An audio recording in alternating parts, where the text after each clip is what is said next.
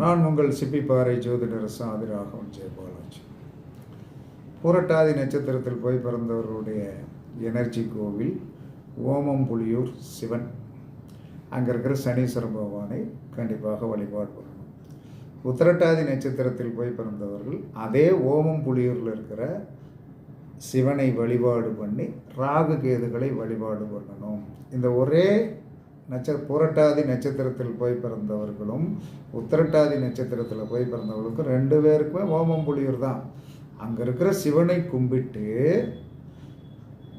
புரட்டாதி நட்சத்திரத்தில் போய் பிறந்தவர்கள் சனியை கும்பிடணும்.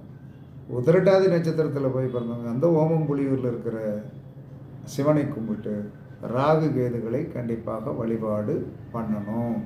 புரட்டாதி நட்சத்திரத்தில் போய் பிறந்தவர்கள் உத்திரட்டாதி நட்சத்திரத்தில் போய் பிறந்தவர்கள் ரேவதி நட்சத்திரத்திலும் போய் வழிபாடு பண்ணுவது 2 விதமானது. எனர்ஜி ப்ளஸ் பொருளாதாரம் கண்டிப்பாக.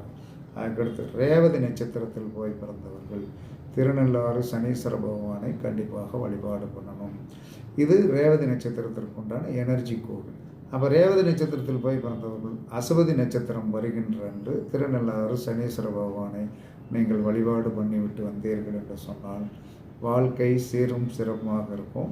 எல்லாரும் தெரிஞ்சு வச்சுக்கிடுங்க, 27 நட்சத்திரத்திற்கு உண்டான எனர்ஜி கோவில்கள் கொடுக்கப்பட்டு விட்டது. அதை எப்போது வழிபாடு பண்ண வேண்டும் என்று சொல்லப்பட்டு விட்டது. இனிமேல் நீங்கள் தான் என்ன சொல்கிறான்னு கண்டிப்பாக போகணும். இத்தனையும் எல்லோரும் கேட்பீங்க. கேட்டுட்டு வந்து என்ன சொன்னால் போகிறது அப்படிங்கிறது யாரும் போகிறீங்க போகலை அப்படிங்கிறதெல்லாம் 2ஆம் பட்சம்தான். தெரிஞ்சு வச்சுட்டு கூட வந்து என்ன சொன்னான்னா வீட்டிலையே வந்து என்ன சொன்னான்னா அந்த நாமங்களை சொல்லுவது கூட அந்த கடவுளுடைய அருள் நமக்கு கிடைக்கும்.